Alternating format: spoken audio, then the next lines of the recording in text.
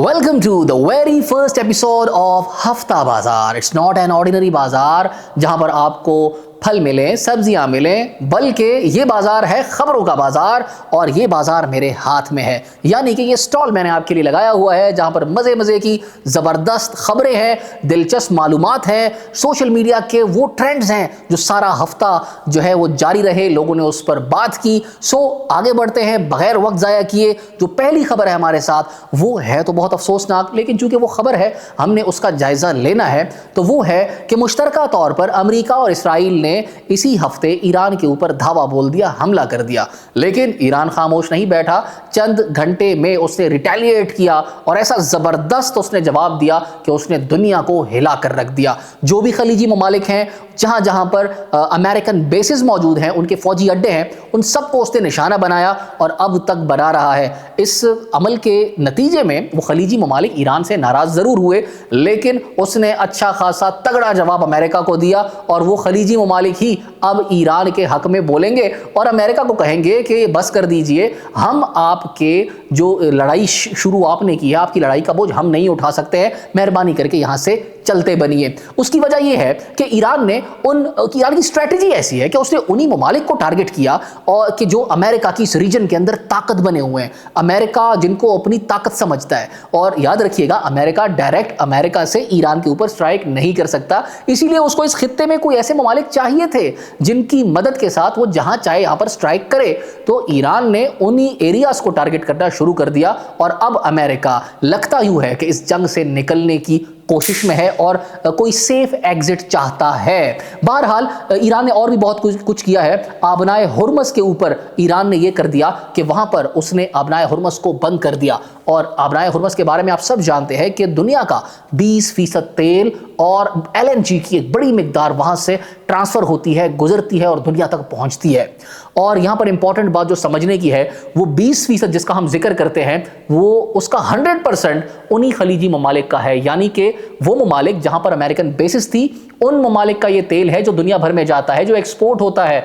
और ये वो ममालिक हैं जिनकी रीढ़ की हड्डी है तेल, जिनका गुजर बसर तेल के ऊपर होता है, उसकी जो एक्सपोर्ट के ऊपर होता है। यानी कि सऊदी अरब है, इराक है, इसके अलावा कतर है, दीगर ममालिक हैं, बहरीन है। ये तमाम तर वो ममालिक हैं जो कि तेल के ऊपर सर्वाइव करते हैं और उनकी दुखती रख पर इस वक्त ईरान ने पैर रख दिया है। और लगता यूं है कि यही ममालिक अब आगे चलकर अमेरिका को मजबूर करेंगे कि भाईजान तुहाडी मेहरबानी कि तुसी निकलो इथों, हमें जीने दो, हमारी इकोनॉमी भी आपकी वजह से गिर गई है और हमारी सॉवरेनिटी के ऊपर भी सवाल उठ गए, दुनिया बात कर रही है और हमारे लोग भी इनसिक्योर हैं। आगे बढ़ते हैं और पाकिस्तान आर्मी की बात करते हैं। हमें फख्र है अपनी अफवाज के ऊपर, क्योंकि उन्होंने दहशतगर्दों के खिलाफ जो कार्रवाइयों का आगाज किया है वो बहुत ही शानदार है। और ऑपरेशन गजब लिल हक, जिसको काफ़ी दिन गुजर गए हैं और हमें तो यूँ लगता था कि एक स्ट्राइक की खबर आई है और इसके बाद अब सुकून हो जाएगा, लेकिन अफवाज पाकिस्तान ने ये अज़्म कर रखा है कि इस मरतबा फितना अल खवारिज के तमाम तर ठिकाने जो अफगानिस्तान में मौजूद हैं उन सबको निशाना बनाया जाएगा और उनको ख़त्म कर दिया जाएगा। इंशाअल्लाह इस अमल के नतीजे में पाकिस्तान में अमन आएगा। खैर, मैं आपके साथ फैक्ट्स, कुछ फिगर्स शेयर कर देता हूं कि पाकिस्तान की अफवाज ने, पाकिस्तान आर्मी और पाकिस्तान एयरफोर्स ने अब तक क्या क्या टारगेट्स वहां पर अचीव किए हैं। जो हलाकतों की तादाद है वो बताई जा रही है 481, यानी कि 481 लोगों को वहां पर मारा गया है। जख्मियों की तादाद 696 प्लस बताई जाती है और जो तबाहशुदा चेक पोस्ट है जिनको खत्म कर दिया गया है बमबारी करके, वो बताई जा रही है 226।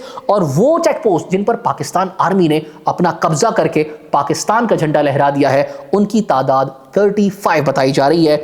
और जो तबाहशुदा दीगर आर्मर्ड की गाड़ियां हैं, टैंक्स हैं, दीगर उनके जो इक्विपमेंट्स हैं, उसकी तादाद 198 रिपोर्ट हो रही है। और अफगानिस्तान में जो पाकिस्तान एयरफोर्स ने कार्रवाइयां की हैं, जितने एरियाज को उन्होंने टारगेट किया है, हिट किया है, वो 56 है। बहुत बड़ी तादाद है और पाकिस्तान एयरफोर्स हमेशा पाकिस्तानियों का सर फख्र से बुलंद करती रही है और इन फ्यूचर भी इंशाल्लाह करती रहेगी। अल्लाह ताला इनको इसी तरह सुरखरू करते रहेंगे, हमारी दुआएं इनके साथ हैं। आगे बढ़ते हैं और स्टॉक एक्सचेंज की बात कर लेते हैं। स्टॉक एक्सचेंज ने इस मरतबा, चूंकि इस रीजन के हालात तो मैंने आपको बता दिए, इन हालात का असर स्टॉक एक्सचेंज पर पड़ा और स्टॉक एक्सचेंज ने बाद में रिकवरी थोड़ी बहुत कर ली, लेकिन 16,000 प्लस पॉइंट्स वो नीचे गिरा। और इस दर्द को सिर्फ वही लोग समझ सकते हैं जिन्होंने स्टॉक्स खरीदे हुए हैं, उनके पास शेयर्स हैं उसके, या फिर उन्होंने कहीं दूसरी शक्ल में डायरेक्टली और इनडायरेक्टली इन्वेस्टमेंट कर रखी है। तो उन लोगों को इस दर्द का एहसास होगा। और ये मेरी ज़िंदगी में तो कम से कम पहली मर्तबा हुआ है कि 16,000 पॉइंट्स ये मार्केट नीचे गई है। क्योंकि माना ये जाता है कि जब -500 मार्केट चली जाए तो इसका मतलब है कि मार्केट क्रैश कर गई है। तो यूं अगर देखा जाए तो 3 मरतबा मार्केट क्रैश हुई, तो सोचिए क्या हालत होगी मार्केट की। खैर, हम दुआ गो हैं कि ये मार्केट तेजी से रिकवरी करे, और रिकवरी तभी होगी जब खित्ते में, दुनिया में अमन होगा। वैसे पाकिस्तान क्रिकेट बोर्ड ने तो लोगों के दिल की बात कर दी है, दिल वाला काम कर दिया है। अगर पाकिस्तानी अवाम के ऊपर भी फैसला छोड़ा जाता ना, तो मुझे लगता है उनका भी फैसला यही होता कि इनको सजा मिलनी चाहिए जिस तरह की Pakistani team world cup T20 के अंदर परफॉर्मेंस दे के आई है। अब पाकिस्तानी अवाम के अगर हवाले करते तो शायद वो उनको जिस तरह स्कूल में सजाएं दी जाती है ना, मुर्गा बन जाओ, हाथ खड़े कर लो, इस तरह की सजाएं देते। लेकिन पीसीबी ने उनको बड़ी जबरदस्त सजा दी है, और उन्होंने 50-50 लाख रुपए फी खिलाड़ी उनको फाइन किया है, और कहा है कि आपको अदा करने होंगे, क्योंकि आप लोगों ने परफॉर्म नहीं किया। हमने आपके ऊपर पैसा लगाया, हमने आपको ट्रेनिंग दी, हमने आपके ऊपर कोचिंग स्टाफ लगाया, वो आपको कोचिंग देता रहा, ग्राउंड्स हैं, आपके ऊपर अच्छी इन्वेस्टमेंट हुई, अच्छी जगह रिहाइश, खाना पीना वगैरह वगैरह।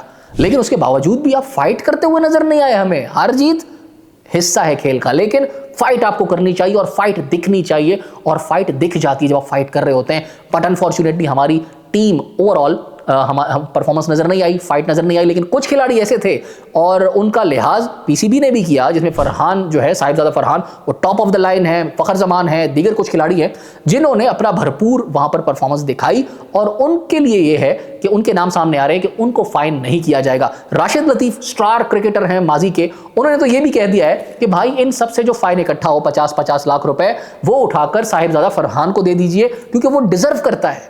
और हाँ, वो इसलिए भी डिजर्व करता है कि उसने तो ऐसी शानदार परफॉर्मेंस दी कि T20 वर्ल्ड कप में की तारीख में एक नया रिकॉर्ड कायम कर दिया, जो अब तक इस तारीख में कोई नहीं कायम कर सका। यानी कि विराट कोहली के पास एक टाइटल था, ये उन्होंने ये किया था कि सिंगल एडिशन के अंदर विराट कोहली ने 319 रन बनाए थे। बहुत बड़ा नंबर है ये। और साहिबजादा फरहान ने तो कमाल कर दिया। साहिबजादा हालांकि पाकिस्तान सेमीफाइनल में भी नहीं पहुंचा, सेमीफाइनल से पहले ही आउट हो गया। अगर सेमीफाइनल खेलता, फाइनल खेलता, तो पता नहीं तब ये रन्स कितने होते। साहिबजादा फरहान ने चंद मैचेस के अंदर ही 383 रन्स बना दिए, यानी कि विराट कोहली का भी रिकॉर्ड चला गया, और एक नया रिकॉर्ड कायम हो गया T20 वर्ल्ड कप की तारीख में, और वो पाकिस्तान के नाम हुआ। So hats off to Sahibzada Farhan, thank you very much, Pakistan के हार जाने के बावजूद भी पाकिस्तान को ये टाइटल जितवाने के लिए। बात हो फेक न्यूज की और इंडियन मीडिया पीछे रह जाए, ये कैसे हो सकता है? अब देखें, तारीफ तो बनती है, इस मामले में इंडिया जैसा कोई नहीं है जहां पर फेक न्यूज फैलाने की बात आ जाए। अच्छी परफॉर्मेंस कर रही है आपकी टीम, इंडिया की टीम बहुत जबरदस्त खेल रही है, फाइनल में पहुंच गई है, और क्या चाहिए? जरूरत क्या है पाकिस्तान के खिलाफ प्रोपेगेंडा करने की? हम पहले हार चुके हैं, हमें पहले ही लोगों के सवालात के जवाब देने हैं, हम पहले ही क्रिटिसिज्म का शिकार हैं, और यहां पर आकर आपने वो जो तोपों का रुख है तनकीद का, वो अपनी तरफ मोड़ लिया। वो लोग, उन्होंने प्रोपेगेंडा किया कि पाकिस्तानी एक खिलाड़ी का उन्होंने नाम लिया कि उन्होंने जो पाकिस्तान का कयाम था श्रीलंका के अंदर, वहां पर होटल स्टाफ के साथ बदतमीजी की थी, जो कि बाद में फेक खबर साबित हुई, और पीसीबी ने बाकायदा तौर पर उस पर वजाहत भी की और बताया कि ये बिल्कुल झूठ है और इसका हकीकत के साथ कोई ताल्लुक नहीं है। So once again hats off to Indian media for spreading fake news. So दुनिया में सबसे बड़ा टूर्नामेंट इस वक्त जो हो रहा है, वो हो रहा है T20 वर्ल्ड कप, और उसके फाइनल के लिए जो टीमें हैं उनका इंतखाब हो चुका है। एक तो है न्यूजीलैंड और दूसरी है इंडिया। इंडिया और न्यूजीलैंड आमने सामने होंगे फाइनल में, देखते हैं कि टाइटल किसके नाम होता है। बहरहाल जो न्यूजीलैंड के खिलाड़ी हैं फिन एलन, उन्होंने जो शानदार परफॉर्मेंस दिखाई है सेमीफाइनल के अंदर, मैं तो खुद उनका फैन हो गया। 33 पर सेंचुरी कर डाली, मतलब नया रिकॉर्ड कायम हो गया है क्रिकेट की तारीख में, और ऐसा खेले शानदार तरीके के साथ कि उसके बाद साउथ अफ्रीका, तो मैं समझता हूं कि उनका मोराल वैसे ही डाउन हो गया होगा, यार ये क्या बल्लेबाजी कर गया है। लेकिन भारत की टीम की भी तारीफ बनती है, बहुत जबरदस्त खेले, और अगर आपकी मीडिया ने आपका साथ दिया, यानी कि आपको किसी और प्रोपेगेंडा के अंदर वो नहीं घुसे और आप ही पर फोकस रहा और पॉजिटिव खबरें देते रहे, तो हो सकता है कि आप लोग ये टाइटल भी जीत सके और आपकी इज्जत अफजाई एक मरतबा फिर क्रिकेट की दुनिया में हो। Let's talk about the top trends of this week. क्या टॉप ट्रेंड्स रहे, यानी कि पाकिस्तानी अवाम ने किन मौजूआत पर ज्यादा बात की, ज्यादा इंटरेस्ट लिया, गर्दिश करते रहे ये इश्यूज, तो उसकी मेरे पास एक लिस्ट मौजूद है। तो सबसे पहले Iran war, hashtag Iran war, ये छाया रहा और उसकी बड़ी वजह यही है कि अब भी वो टॉप ट्रेंड है और उसने पूरी दुनिया को, मैंने जिस तरह आगाज में कहा, कि हिला कर रख दिया है। सबकी तवज्जो उस तरफ है और सब खास तौर पर जो पाकिस्तानी हैं, मुस्लिम्स हैं, वो ईरान की कामयाबी की, ईरान की फतह की दुआएं कर रहे हैं।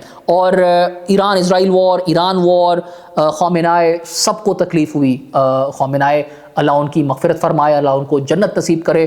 बहादुर लीडर थे, दिलेर लीडर थे और उनको नज़र आया कि लोग उनसे कितनी मोहब्बत करते हैं। किसी के जाने के बाद जब लोग इजहार करें ना, लोग फिर उस वक्त बताते हैं कि वो कितना ख़ास था उनके लिए। ईरान, मतलब उनके ऊपर बमबारी हो रही है, मैं तो हैरान हुआ, और लोग लाखों की तादाद में सड़कों पर हैं। परवाह ही नहीं है किसी को कि जो है बमबारी हो रही है और कोई मिसाइल हमारे ऊपर आ सकता है, हमारे ऊपर कोई बम गिर सकता है, हमारी जान जा सकती है। नो, लोग अपने इजहार अफसोस करने के लिए, उनके साथ यकजहती करने के लिए घरों से बाहर निकले, धाड़े मार मार कर रो रहे हैं। और दिस इज समथिंग कि बंदे को फील होता है कि वाकई में ये बंदा जो था, इतनी उसके साथ लोग मोहब्बत करते हैं। नॉट ओनली ईरान, पूरी दुनिया में लोगों ने उनकी जो शहादत है उस पर अफसोस किया, उनके जाने के ऊपर अफसोस किया। एक और ट्रेंड है medical urgency for Imran Khan. उनके लिए जो उनकी आंख का मसला है, उस हवाले से उनके जो सपोर्टर्स हैं, वोटर्स हैं, उन्होंने इस ट्रेंड को रन किया और उसके ऊपर बहुत ज़्यादा बातचीत, बहस चलती रही।